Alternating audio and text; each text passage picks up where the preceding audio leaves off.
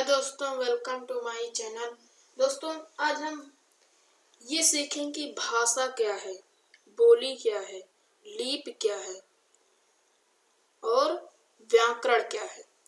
तो इन चारों के बारे में जानेंगे कि सबसे पहले हम आज जानेंगे भाषा क्या है। तो भाषा वाक्यों के क्रमिक समूह को भाषा कहते हैं, जिसका अर्थ है कहना या बोलना। अगला स्टेप, भाषा के प्रकार। भाषा 3 प्रकार की होती है: मौखिक या कथित भाषा, लिखित या मूर्त भाषा और सांकेतिक भाषा। तो भाषा 3 प्रकार की हुई। तो इसमें हम जानेंगे मौखिक या कथित भाषा किसे कहते हैं। तो मौखिक या कथित भाषा क्या है?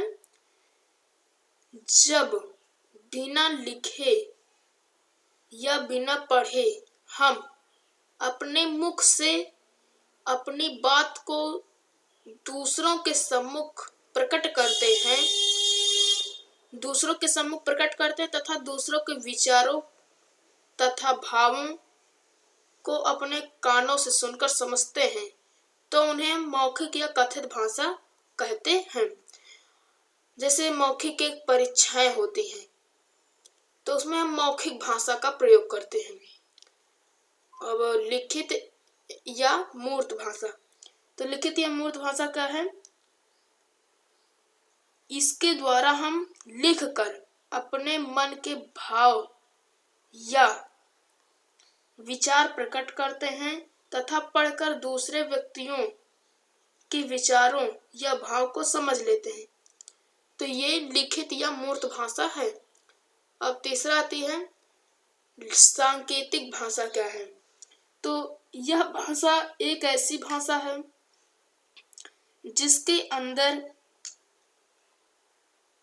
जिसके अंतर्गत मनुष्य अपने शरीर के अंगों से संकेत करता है, जिसमें कुछ भाव अपने विचार प्रकट करता है दूसरों पर। जिस भाषा के द्वारा हम अपने विचारों और भावों को संकेत के द्वारा प्रकट करते हैं, वही सांकेतिक भाषा कहलाती है। अगला स्टेप क्या है, देखते हैं। भाषा परिवार। भाषा परिवार क्या है? भाषा परिवार में मातृभाषा, प्रादेशिक भाषा, राष्ट्रभाषा, अंतर्राष्ट्रीय भाषा। तो मातृभाषा क्या है? जैसे मातृभाषा, जब कोई शिशु किसी परिवार में जन्म लेता है, तो अपने जो परिजन होते हैं उससे वह भाषा या बोली में बातें करता है। छोटा बालक जो शिशु होता है, उसी को वह स्वाभाविक रूप से सीख लेता है। जब छोटा सा रहता है, जो हम सभी लोग बोलते हैं, तो वह उसी को सीख लेता है, उसी भाषा को, जिसे हम मातृभाषा कहते हैं। हिंदी भाषी परिवार में जन्म लेने वाला बालक प्रारंभ से ही हिंदी भाषा सीखता है। अब प्रादेशिक भाषा क्या है? जो राज्यों में बोली जाती हो, किसी प्रदेश में बोली जाने वाली भाषा प्रादेशिक भाषा कहलाती है। जैसे उत्तर प्रदेश में हिंदी, मध्य प्रदेश में पंजाब और हरियाणा में पंजाबी बोली जाती है और गुजरात में गुजराती बोली जाती है। प्रादेशिक भाषा यही है। अब इसके बाद आता है हमारा राष्ट्रभाषा। राष्ट्रभाषा में जब कोई भाषा किसी राष्ट्र के अधिकांश भूभाग में बोली व समझी जाती है, तो उसे राष्ट्रभाषा कहते हैं। अंतर्राष्ट्रीय भाषा क्या है? जब कोई भाषा विश्व के अनेकों राष्ट्रों द्वारा विश्व के अनेकों देशों से अपना ली जाती है, तो उसे हम अंतर्राष्ट्रीय भाषा कहते हैं। जैसे अंग्रेजी एक अंतर्राष्ट्रीय भाषा है, यह प्रथम स्थान पर है। अगला देखते हैं क्या है। भाषा के अंग ध्वनि, वर्ण, अक्षर, शब्द, पद या वाक्य। ध्वनि जो हम बोलने के लिए भिन्न भिन्न ध्वनि संकेत करते हैं, इसे हम ध्वनि कहते हैं, ये आप जानते हैं पहले से। वर्ण, अक्षर ध्वनियों को निरूपित करने वाले जिन संकेतों का हम प्रयोग करते हैं उन्हें वर्ण कहते हैं या अक्षर कहते हैं। शब्द भी आप जानते हैं, अक्षरों का वह समूह जिसका कोई अर्थ निकलता हो उसे हम शब्द कहते हैं। और वाक्यों में शब्दों को एक दूसरे से प्रकार व्यवस्थित कर देते हैं। जब हम शब्दों को एक दूसरे से इस प्रकार व्यवस्थित करते हैं जिससे उस अर्थ का स्वयं, उस वाक्य का स्वयं अर्थ निकलता है तो उसे हम वाक्य कहते हैं। जैसे मोहन पुस्तक पढ़ता है, ये वाक्य है। अगला देखते हैं क्या है। बोली किसे कहते हैं? बोली किसी भाषा का अंग होता है। बोली का क्षेत्र भूमि और समाज तक सीमित होता है। तीसरा, साहित्य में बोली का प्रयोग नहीं के बराबर होता है। बोली के अंतर्गत व्याकरण का पालन नहीं किया जाता।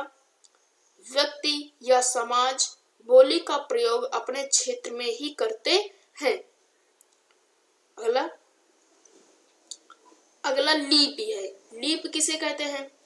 भाषा के लिखने की विधि या व्यवस्था को लिपि कहते हैं। दूसरा कह सकते हैं हर भाषा की अपनी अपनी लिपि होती है।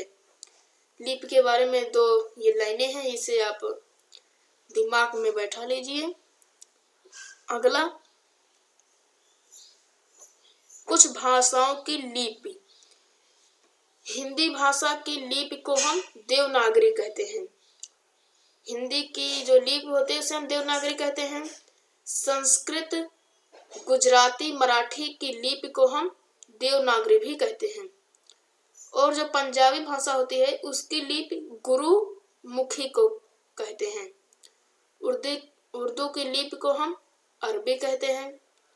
अंग्रेजी की लिपि को हम रोमन कहते हैं। मतलब हिंदी की लिपि देवनागरी, पंजाबी की लिपि गुरुमुखी और उर्दू की लिपि अरबी और अंग्रेजी की लिपि क्या है? रोमन। अगला, लिपि के लाभ। लिपि से भाषा का विकास होता है।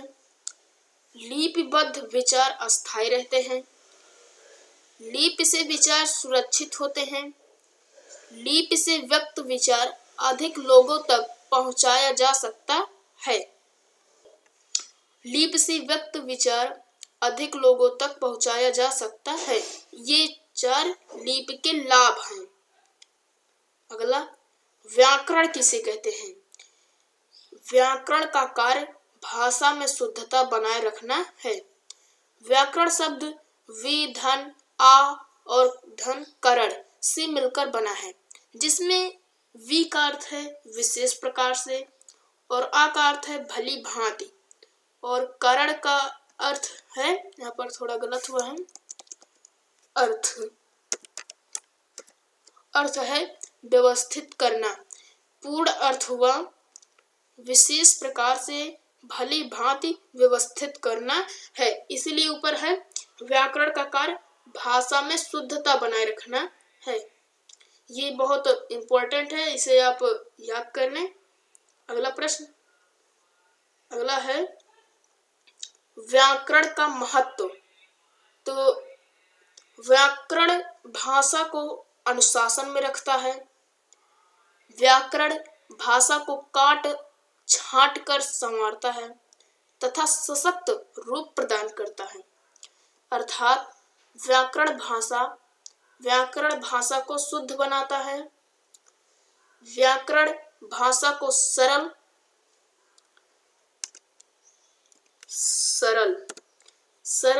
तर्कयुक्त तथा सुंदर बनाता है। व्याकरण के द्वारा हम शुद्ध बोलना, लिखना, पढ़ना सीखते हैं। ये भी बहुत इम्पोर्टेंट है कक्षा 6-7 के लिए। अगला प्रश्न में है व्याकरण के भाग। व्याकरण के भाग वर्ण विचार, शब्द विचार और वाक्य विचार है, जिसमें हम आपको अगले वीडियो में वाक्य विचार बताएंगे। शब्द विचार मैंने पहले से ही बता दिया है और वर्ण विचार को भी हम बताएंगे अगले वीडियो में। अगला वीडियो देखने के लिए दोस्तों अभी हमारा चैनल सब्सक्राइब कर दीजिए और वीडियो को लाइक कर दीजिए। मिलते हैं अगले वीडियो में, तब तक के लिए धन्यवाद।